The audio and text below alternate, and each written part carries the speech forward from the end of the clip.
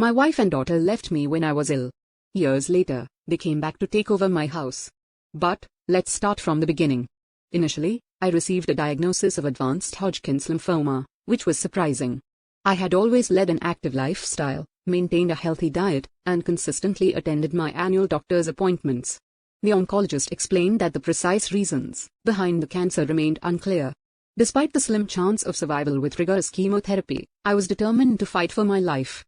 After receiving my diagnosis, I sat down with my wife of 15 years, Daisy, and our teenage daughter, Luna, to break the news to them. Understandably, they were devastated, but I reassured them that I would do my utmost to combat the disease. However, I couldn't help but worry about how this would affect our family dynamics. The doctor had warned me that the chemotherapy would be debilitating, and he mentioned that many marriages don't survive such treatments. Later that night, I expressed my concerns to my wife. She assured me that she would stand by me through sickness and do everything in her power to support me. We were financially stable, thanks to my good insurance, sizable savings, and a trust fund from my late grandfather. Our house was fully paid off, and I had set aside money for Luna's college education in case anything happened to me. A week later, I started chemotherapy, and it was incredibly taxing. I returned home feeling utterly drained, as if I had been hit by a freight train. I could barely manage to feed myself, let alone perform basic tasks like bathing or walking. My wife and daughter stepped up to help me, taking care of meals, housework, driving me to chemo appointments, and ensuring my prescriptions were filled. I tried not to burden them too much and did what I could when I had the energy. This went on for 2 grueling months. However, I began to notice signs of agitation from my wife and daughter. There was a growing reluctance whenever I asked for their assistance. Even my daughter stopped responding when I requested something as simple as a glass of water or help getting some fresh air. Things reached a breaking point when I had an early chemo appointment one day. I realized I was running late, and my wife had not yet come down from our room. I called up to check on her, and she wearily suggested I take an Uber to the hospital because she was tired. I was shocked by her response, but not knowing what else to do, I called for an Uber and also contacted the hospital to request assistance as my wife wouldn't be there to support me. Fortunately, my Uber driver was incredibly kind and ensured I safely reached the hospital. She even offered to drive me back home after my treatment. I was grateful, but it was disheartening to rely on the kindness of strangers. When I returned home that day, the situation had taken a troubling turn. After a few hours of rest, I mustered the courage to confront my wife and daughter about their recent behavior. I had noticed a distinct chill in their demeanor lately, and it was becoming increasingly difficult to ignore. I asked them if they felt like I had become a burden on them. My wife, with a heavy sigh, admitted that they were feeling overwhelmed. My daughter timidly admitted she hadn't expected me to be so needy and demanding during my illness. I decided it was time to discuss possible solutions. I suggested hiring a nurse who could come in a few days a week to assist me with daily tasks and take me to my chemotherapy sessions to make things easier. Anticipating days when I'd be too weak to walk or even talk, I ordered a wheelchair. To my relief, they agreed to this proposal. I contacted the hospital for recommendations and they sent me a nurse who was both sweet and stern. She made sure I never missed a chemo appointment, ensured I received my medication on time, and even crafted a comprehensive care plan that included healthy meals. Everything seemed to be improving as the doctors were pleased with my progress. However, despite my efforts to ease their burden, my wife and daughter still didn't seem content. My wife in particular began feeling as though the nurse was replacing her. I suggested that if she was willing to take on the responsibilities of taking me to chemo, filling prescriptions, and ensuring I ate and took my medication on time, we could part ways with the nurse. The only reason I had a nurse was that I had become too much for my wife to handle, and she reluctantly agreed to this compromise. She asked if we could find a male nurse instead, but I explained that there were none on the hospital's recommended list. The nurse we had was chosen for her experience with cancer patients and her understanding of my specific needs. She was meticulous, attentive, and highly respectful towards both my wife and daughter. I made it clear that the only way the nurse would be replaced was if my wife and daughter were willing to shoulder her responsibilities. My wife was not pleased with this proposal and retorted that I should do more for myself instead of making my condition everyone else's problem. I tried to reason with her, explaining that there were days when I could barely lift my head, let alone stand up. The chemotherapy had taken a severe toll on my body. In a fit of rage, she stormed upstairs and began slamming doors. I chose to ignore her tantrum, realizing that her negativity would only hinder my recovery. My main focus remained on my health and well-being. Later that night, I received a call from my mother-in-law who lived 2 states away. She expressed her displeasure about me bringing another woman into her daughter's house. Technically, the house was in my name, as I had owned it before our marriage, but I decided to take the high road. I politely explained that I needed help and the level of assistance I required exceeded what her daughter was willing to provide. Thus, I had to bring in a nurse to ease the burden on my family. I emphasized that the nurse's presence would only be temporary, lasting for the duration of my remaining month of chemotherapy, provided the cancer didn't persist or worsen. She didn't seem entirely convinced, but eventually she left me alone, which was all I wanted. For about a week after that conversation, things seemed relatively normal. My treatment continued to progress smoothly. Then, on one fateful day after returning from a chemotherapy session, I was greeted by a moving truck parked in front of my house. My wife and daughter had packed up all their belongings and informed me that they were going to stay at their mother's place. I was deeply hurt and upset, but exhaustion held me back from expressing my feelings properly. The timing of my wife's departure, right after my chemo sessions when she knew I'd be utterly spent and unable to communicate effectively, felt cruel. In search of some clarity, I turned to my daughter and asked if this was what she truly wanted. After all, she was old enough to make her own decisions. Her response hit me hard. She said she would rather live with her mother because she found it too difficult to live with me. It was a painful moment watching them leave, with tears welling up in my eyes. It was precisely what I had feared when my chemo journey began, feeling unwanted and abandoned. In the midst of my emotional turmoil, my brother stepped in with a solution. He noticed the nurse spending some extra time with me that day and inquired if I had any family members nearby who could provide support. My brother lived 3 hours away and had 2 young children of his own, but he generously offered to take time off from work to stay with me until I could find a more permanent arrangement. When he arrived, he was furious about what my wife had done, referring to her as selfish and ungrateful. He pointed out that she had never had to work since our marriage and I had always ensured she lacked nothing. My brother's time off from work was limited to a week, but he had another suggestion in mind. His wife's sister, Kara, was going through a painful divorce and needed a safe place to stay temporarily. Her soon-to-be ex-husband had been the breadwinner, leaving her with limited financial resources. Kara was also studying radiology at a nearby university on a scholarship. My home was conveniently closer to the university campus, making it an ideal solution. I would have someone in the house in case of emergencies, and she would have a haven away from her tumultuous soon-to-be ex-husband. I agreed to the arrangement, assuring my brother that Kara wouldn't have to pay rent since she'd already be putting up with me. She could choose whichever bedroom she preferred. I didn't mind. My wife and daughter had taken almost everything, leaving only the bed and a few dresses. My brother stayed the rest of the week and Kara arrived on his last day.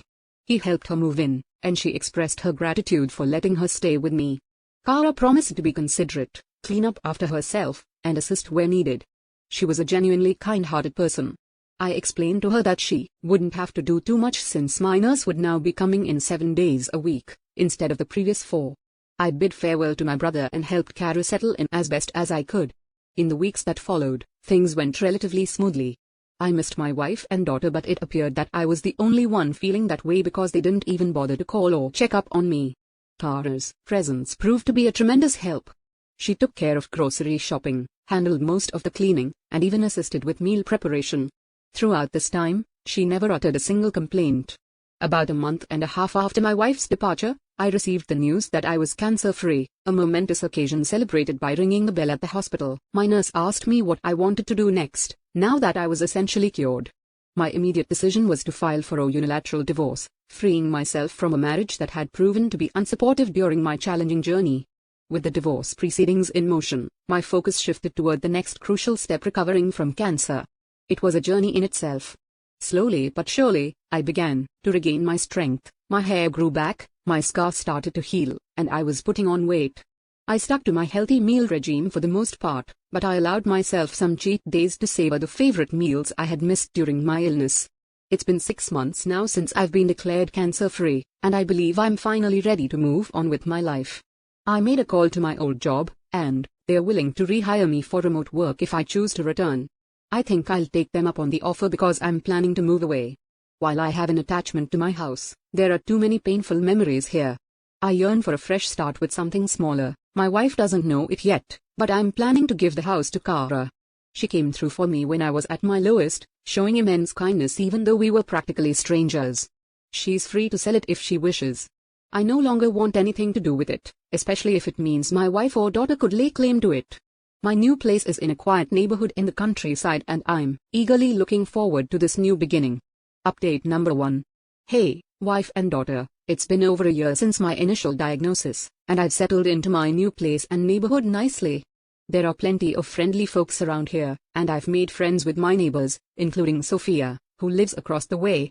She's a widow who lives alone, with her kids scattered across the country, visiting only during Christmas and her birthday. Sophia invited me to her porch for drinks and conversation, and she shared the heartbreaking story of losing her husband to lung cancer. She emphasized how important life insurance was for her family's financial security. During our conversation, I opened up about what happened with my wife and daughter. Surprisingly, I still hadn't heard a word from them, but I've come to terms with it. I've been spending my time pursuing new hobbies, particularly woodworking, and I'm starting to build up a collection of tools. One day when I returned from the hardware store, Sophia informed me that she had noticed some people hanging around my house.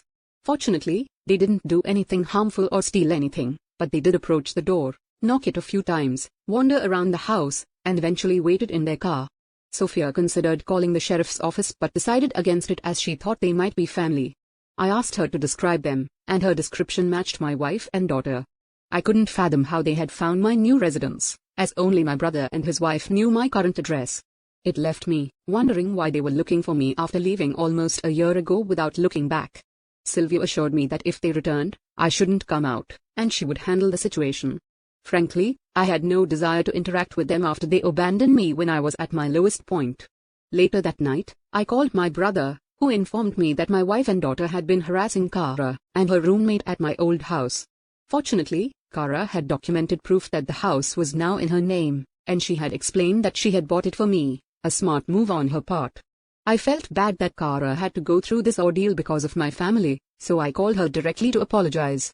Hopefully, the next time they come around, I can resolve the situation for good. As for my wife, I'm not sure if she's aware of the unilateral divorce. My lawyer sent a copy to her mother's house, but it's possible they mistook it for junk mail. Regardless, I've reached a point where I no longer care. She and I are no more. Update number 2. My wife and daughter showed up at the house again, but this time it was earlier in the day while I was working. I heard the knock and decided to check the security cameras, and sure enough, it was them. My ex-wife looked just as I remembered her, but Luna had grown significantly. She was practically a young woman now. I followed the plans Sophia and I had discussed, staying inside but moving closer to the door to hear them better. Sophia, ever the good neighbor, came over to greet them and introduced herself. My wife asked if she knew a man named Charlie who used to live there. Sophia sounded just as baffled as I was and questioned her use of used to. My wife explained that her husband, not ex-husband, had lived in this house. Before his recent untimely death, following an extended hospital stay, my jaw hit the floor at this revelation. Because to my knowledge, there was no record of my death anywhere, especially not at the hospital where I underwent treatment. My wife went on to claim that they were the next of kin, implying that the home was rightfully theirs. Sophia informed them that someone named Charlie did live there for a while but clarified that he was a divorcee. She also shared that during our time as neighbors, I had informed her that my wife had left me and I had filed for a unilateral divorce. Sophia added that as far as she knew, I intended to bequeath all my assets to charity since I had no other family besides my brother. This was why she found it strange to see two women snooping around my house. The conversation fell into an uncomfortable silence before Sophia inquired if they had a death certificate or a will. They replied in the negative. Sophia explained that once they had those documents, they could take them to the county's record office. If they were indeed the rightful owners of the property, they could then get the deed in their name. My wife did not take kindly to this suggestion. She asked Sophia who she thought she was and started screaming, asserting that Sophia had no authority to interfere in her affairs. She also accused Sophia of being nosy and demanded that she mind her own business. I felt a deep sense of embarrassment. The people in this neighborhood had been nothing but kind to me, and here my ex-wife was making a scene and disturbing their peace. Part of me wanted to go out there and give her a piece of my mind, but I chose to stick with our plan. Sophia, bless her heart, apologized to them and explained that she was merely trying to be helpful. She returned to her own home, and, shortly after, my ex-wife and daughter left. After finishing work, I went over to Sophia's place to apologize. She brushed it off, mentioning that while she found my wife's behavior repulsive, she also found the outburst somewhat amusing. I wished I could agree with her, but I knew my wife could be hot-tempered when upset. If she ever returns, I'm determined to confront her and ask her to leave me in peace. She came back again yesterday. I was sitting in my home office when I heard a loud crash. Rushing out to the living room, I found my front window smashed, and people were outside screaming. I thought there might be a maniac on the loose, and it turns out I wasn't entirely wrong. It was my ex-wife. She had smashed my window and my neighbors were out there trying to stop her. Apparently, she had been causing a ruckus for a while, but I hadn't heard it because I had my noise-cancelling headphones on while doing some QA work. Frankly, I wouldn't have heard her even if I hadn't paused the mic for a break. When I got outside, two of my elderly neighbors were doing their best to restrain my ex from causing more damage. Both she and Luna were holding bats, and they had already broken a few of my potted plants. I grabbed her by the arm and asked if she had lost her damn marbles. Needless to say, she was shocked to see me, or rather, shocked to see me alive. I told both her and my daughter to get off my property before I called the cops. Unbeknownst to me, my neighbors had already placed the call. She seemed hurt by my words and asked why I hadn't contacted her after I got better. She insisted that she and Luna would have come back.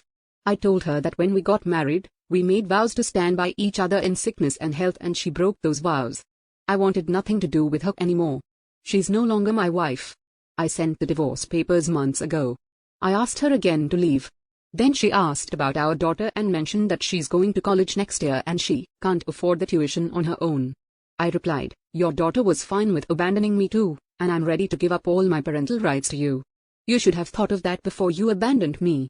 I don't want anything to do with either of you. After hearing that, she went from upset to angry, calling me selfish and heartless, which I found rather amusing given the circumstances. You're the last person who should be calling anyone selfish, I screamed back, called her an entitled jerk, and made it clear that I'd ensure she never got a dime from me again. Then she swung at me with a bat just as the cops showed up. They immediately arrested both her and my daughter. They asked if I wanted to press charges, and of course I did. My ex and daughter started crying loudly as they were loaded into the back of the police car, but I felt no sympathy for them. I had everything that happened on camera, including my wife smashing the window, and I had already submitted it to the police. After work, I ordered a new window and cleaned up the glass. Someone will be coming to deal with it tomorrow, but for now, a rigged-up tap is keeping out the elements. Sophia gave me some buckets to put my plants in until I can replace the pots. Curious about what had brought my ex-wife back, I did some digging. It turns out her mom passed away 2 months ago, and they found out that the house they had been staying in didn't belong to her or her husband. It belonged to his cousin. The cousin decided to kick them out because he wanted to sell it.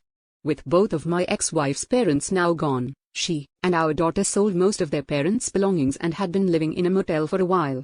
When they came back to our old home and saw Kara there, they assumed I had died and went snooping around for recordings of my assets and purchases, which is how they found me. Regardless, they are facing charges of vandalism, attempted break-in, and attempted assault. Since Luna is a minor, she's receiving community service, but my ex-wife is facing time behind bars as this was clearly premeditated. I'm considering obtaining a restraining order as well. At least for now, I won't have to worry about her for a good long while.